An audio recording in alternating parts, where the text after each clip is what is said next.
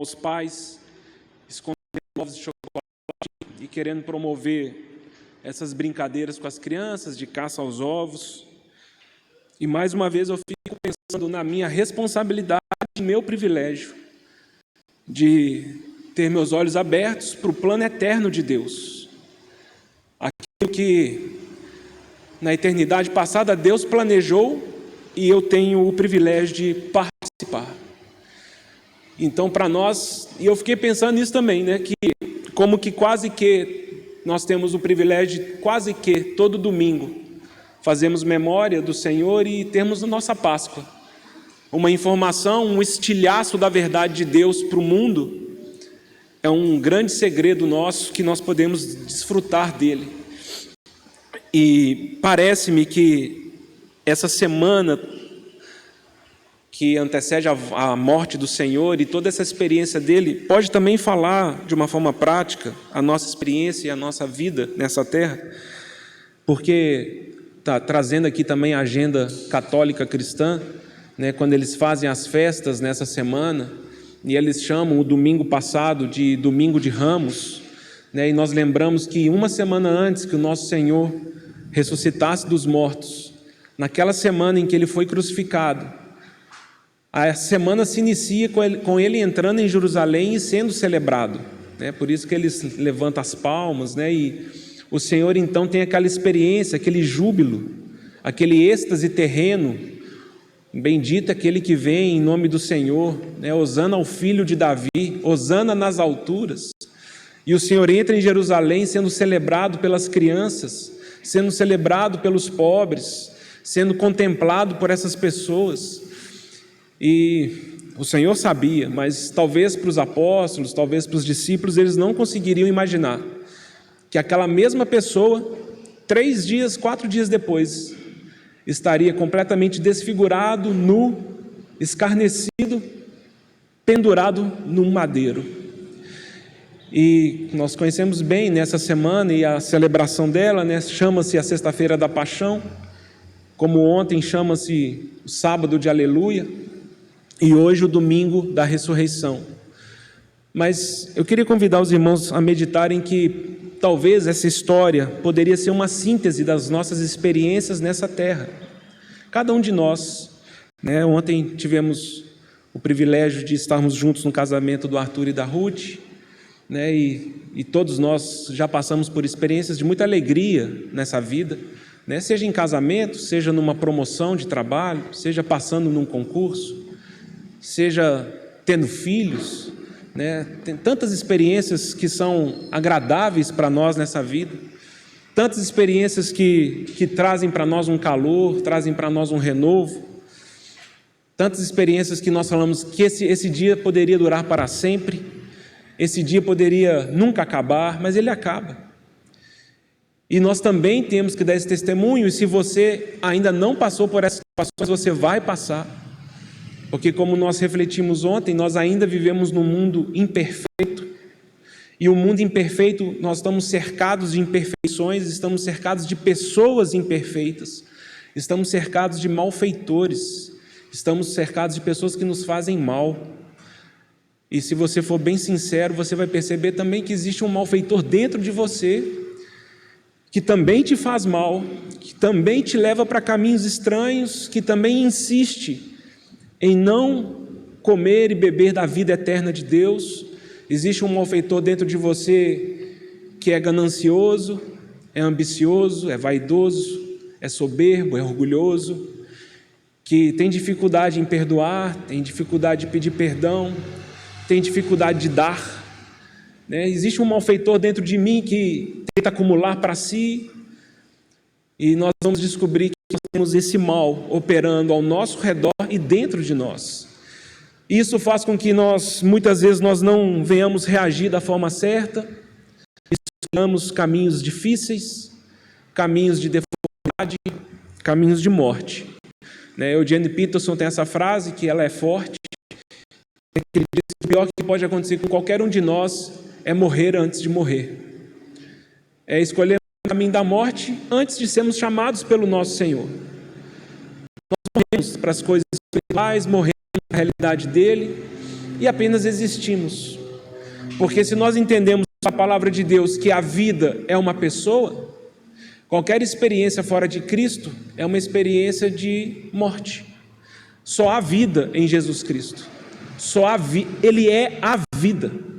Qualquer coisa que nós fazemos desconectados da videira, qualquer coisa que nós fazemos fora do Senhor Jesus, é uma experiência de morte. E talvez nós não percebamos, porque nós estamos apenas existindo, mas nós não estamos vivendo essa vida de plenitude prometida pelo nosso próprio Senhor. Né? Pessoas falam isso, é verdade, né? A gente quando lê João 14, e a gente fica focado muito no início do versículo, né? O ladrão vem somente para matar, roubar e destruir. Mas nós cristãos deveríamos estar mais preocupados com a segunda parte do versículo, que diz o quê? O ladrão veio para roubar, matar e destruir, mas eu vim para que você tenha vida e vida em abundância. O Senhor Jesus não tem nos prometido uma vidinha. O Senhor Jesus não tem prometido para nós uma experiência rasa de existir. O Senhor Jesus tem falado: não olhe para o ladrão, não olhe para os mercenários, não olhe para os falsos pastores, não olhe para o lobo. Eu sou o bom pastor e eu vim a essa terra para que você tenha vida abundante. E essas coisas e esses mecanismos, eles deveriam, como nós temos meditado em Romanos 15, nos enriquecer de esperança, sermos ricos de esperança, porque quem prometeu isso foi Deus. Não foi o presidente, não foi o meu vizinho, não foi meu patrão, foi Deus. Falou: eu quero te dar vida abundante. Mas nós passamos pela sexta-feira da paixão, né? Todos nós passamos pelo dia da perplexidade, nós passamos por lutas e experimentamos a morte de muitas formas, seja na perda de pessoas, seja na corrupção do nosso corpo físico, porque o nosso corpo físico também se corrompe dia a dia, como Paulo diz. Nós começamos a perceber que existe operando no nosso corpo morte. Nós temos que lidar com dores, com tumores, com câncer. Nós temos que lidar com AVCs, com derrames, diabetes. Nós estamos percebendo que esse corpo ele tem que lidar com a morte, essa morte física que ciranda a nossa história. Nós temos que lidar com a morte de relações, pessoas que amamos que vão embora, pessoas que nós amamos que nos desprezam, viram o rosto para nós. Nós temos que lidar com traições, nós temos que lidar com infidelidade, nós temos que lidar com mau caratismo, pessoas que não têm caráter, nós temos que lidar com ladrões, com corruptores, nós temos que lidar com pessoas que nos ferem gratuitamente, nós temos que lidar com essas coisas. Nós percebemos: poxa, ontem foi um dia tão bom, eu entrei na cidade, todo mundo bateu palma, foi um dia espetacular, foi um dia de tanta alegria, foi um dia de banquete, e hoje é um dia de cruz.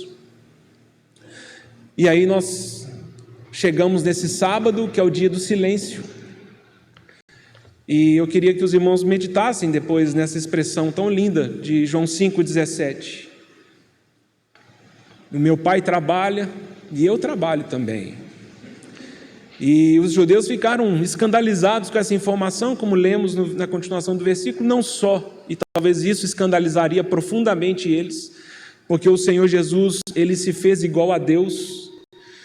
Os judeus não puderam aceitar essa sentença, essa afirmação, que Deus Pai tinha um filho, mas também eles ficaram escandalizados com uma informação que o Senhor Deus nunca parou de trabalhar, e que o Filho também nunca parou de trabalhar. E quando Ele enviou o Espírito Santo, nós sabemos disso, o Espírito Santo também nunca parou de trabalhar. O sábado, a experiência do silêncio, ela é uma experiência terrena, nunca espiritual. Então o judeu estava acostumado, né? O sábado para o judeu era quase a nossa experiência mais próxima, talvez seria aqueles dias de quarentena, no ápice, né, da quarentena aqui, quando nós passamos pela Covid agora, né, eu acho que a gente passou 2 meses aqui com a faixa roxa, né, quase tudo fechado, né, a cidade vazia, né? As câmeras filmando ali, o centro de Belo Horizonte, a Praça 7 absolutamente vazia. Esse era o sábado judaico. Ninguém poderia sair de casa, todos dentro de casa para, entre aspas, descansar. E o Senhor Jesus está falando: vocês acham que Deus descansa? Vocês acham que Deus tira férias? Vocês acham que o Senhor Deus, quando Ele vê a sua situação, a sua realidade, Ele fala: hoje a sua vida não me interessa? Eu queria falar para vocês que não importa se é sábado, domingo, segunda, terça, o meu pai trabalha até hoje, meu pai não para de trabalhar, e eu também não. E eu queria dizer para vocês que eu não vou parar de trabalhar em favor de vocês. Eu sei, sexta-feira foi um dia terrível, dia de crucificação, e eu sei que talvez hoje, sábado, silêncio demais, e talvez você está buscando respostas, e tudo que você está encontrando é silêncio. E talvez você esteja achando que o Filho do Homem foi derrotado. Talvez você esteja achando que eu sou fraco demais. Talvez você esteja achando que eu sou um Deus de D minúsculo. Talvez você esteja achando que eu sou um Deus que outros inimigos puderam vencer. Porque o que está gravado na sua mente é um Deus crucificado no madeiro, que derrama o seu sangue, que é levado como um cordeiro mudo ao seu sacrifício. E talvez essas coisas estejam te confundindo mesmo. Talvez você olhe para a sua realidade e fala: eu estou precisando de respostas, e tudo que eu percebo é silêncio. Eu não sei lidar com essas coisas. E me parece que o meu Deus é um Deus sepultado, é um Deus dentro de uma tumba, é um Deus que perdeu para o desemprego, perdeu para o dinheiro, perdeu para o boleto, perdeu para o câncer. O meu Deus perdeu. Meu Deus perdeu para a injustiça social. Meu Deus perdeu para o ladrão, meu Deus perdeu para o estuprador, meu Deus perdeu. E nós sabemos então, né, irmãos, que era só esperar mais um dia, era só esperar mais um dia, porque nós temos a vitória desse Senhor no domingo, no primeiro dia da semana. E me parece, irmãos, que nós, ao partirmos o pão e fazermos memória do Senhor, é como se ainda o Senhor ele estivesse ausente fisicamente, como Ele está. E nós partimos esse pão, orando ao Senhor para que Ele nos enriqueça da verdadeira esperança, porque a promessa que Ele faz, como Mateus registra, é que Ele voltará a participar desse cálice presencialmente com o seu povo. Eu vou repetir para os irmãos: um dia todos nós estaremos com o Senhor Jesus, olhando para Ele e fazendo memória do que nós fazemos hoje pela fé. O domingo eterno chegará. E o que o Senhor espera de nós hoje é que nesse sábado, nesse dia que as coisas não estão tão claras para nós, me parece que o Senhor quer que nós vivamos pela fé e aprendamos a descansar. Afinal de contas é sábado, é o Shabat, é descansar naquele que fez as promessas, é descansar porque Ele já garantiu o meu futuro, é descansar porque aquele que não é homem para mentir, não é filho do homem para se arrepender, Ele já falou o que vai acontecer conosco. Então nós temos que esperar o domingo chegar, e nós partimos o pão até que Ele venha, e nós aguardamos com paciência a manifestação do nosso Senhor. E é um sábado de aleluia, irmãos. Deus seja louvado. Deus seja louvado pela cruz, porque sem a cruz não há morte, sem morte não há vida de ressurreição. E eu queria terminar essa reflexão lendo em Apocalipse 19, quando nós falamos de sábado de aleluia, essa palavra do hebraico, Deus seja louvado, ou o louvor pertence ao Senhor. É interessante porque é uma palavra que nós conhecemos bem, faz parte do nosso vocabulário, mas ela é pouco empregada no Novo Testamento. Para falar a verdade, ela aparece apenas 4 vezes no Novo Testamento, mais precisamente nesse curto texto. nós vamos ler aqui 6 versículos. E todas as palavras de aleluia do Novo Testamento estão contidas nesse texto. Versículo 1: depois dessas coisas, ouvi no céu uma como grande voz de numerosa multidão, dizendo: aleluia! A salvação e a glória e o poder são do nosso Deus. Porquanto verdadeiros e justos são os seus juízos, pois julgou a grande meretriz que corrompia a terra com a sua prostituição, e das mãos dela vingou o sangue dos seus servos. Segunda vez disseram aleluia, e a sua fumaça sobe pelos séculos dos séculos. Os 24 anciãos e os 4 seres viventes prostraram-se e adoraram a Deus que se acha sentado no trono, dizendo: amém, aleluia. Saiu uma voz do trono, exclamando: dai louvores ao nosso Deus, todos os seus servos, os que o temeis, os pequenos e os grandes. Irmãos, essa manifestação espiritual que une a igreja com todos os servos de Deus e também com as hostes celestiais, porque aqui nós temos os 24 anciãos, nós temos os seres viventes, eles estão dizendo aleluia, porque a salvação pertence a Deus. Essa é uma das âncoras do nosso sábado.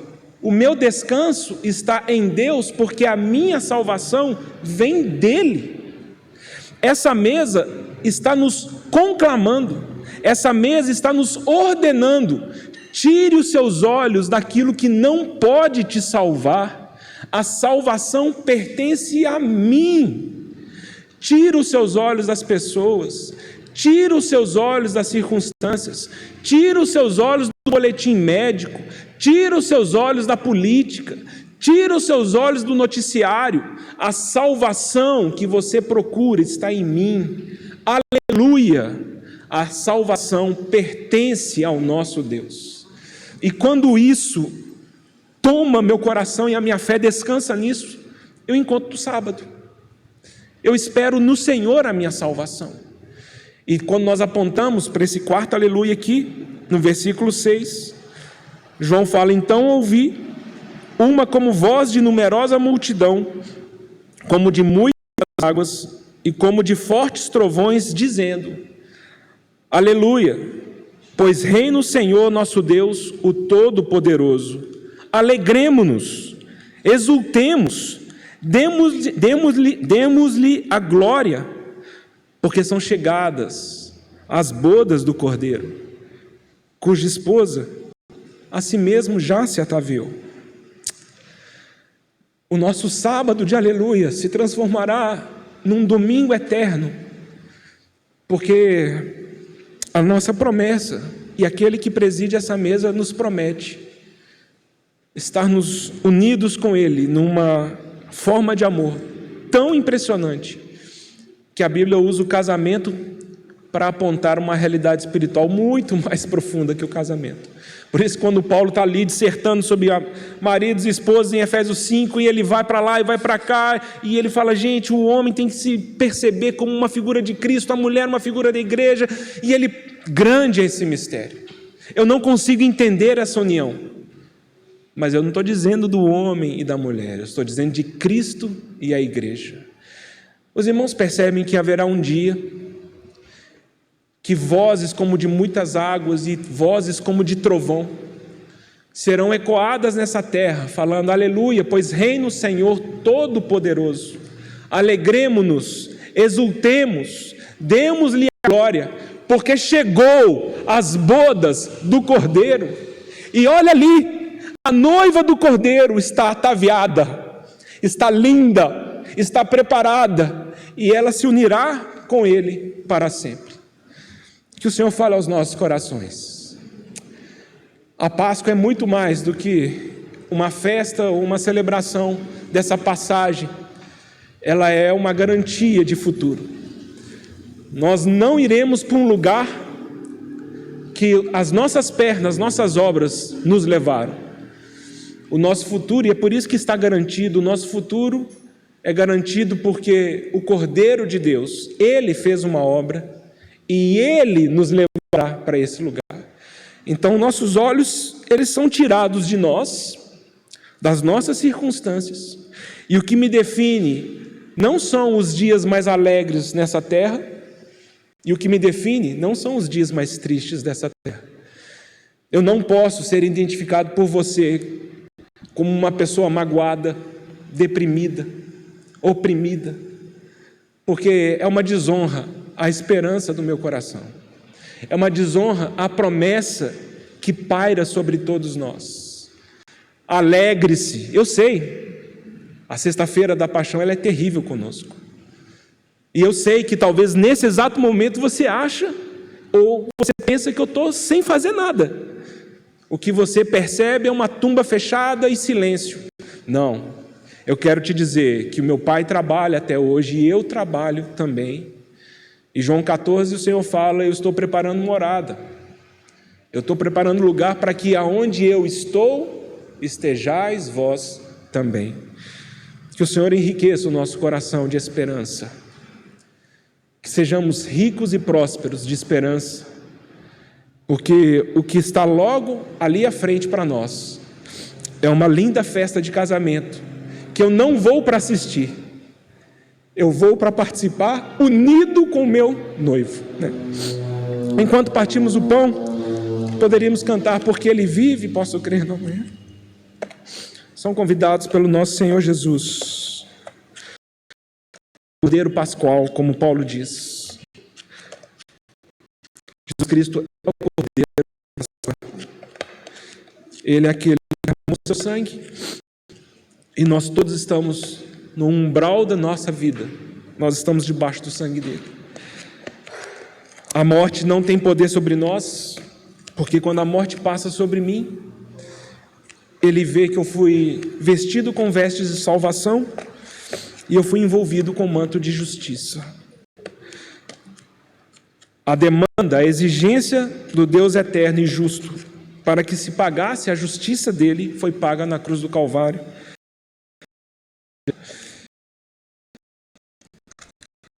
O perfeito que ele foi, ele não o pecado.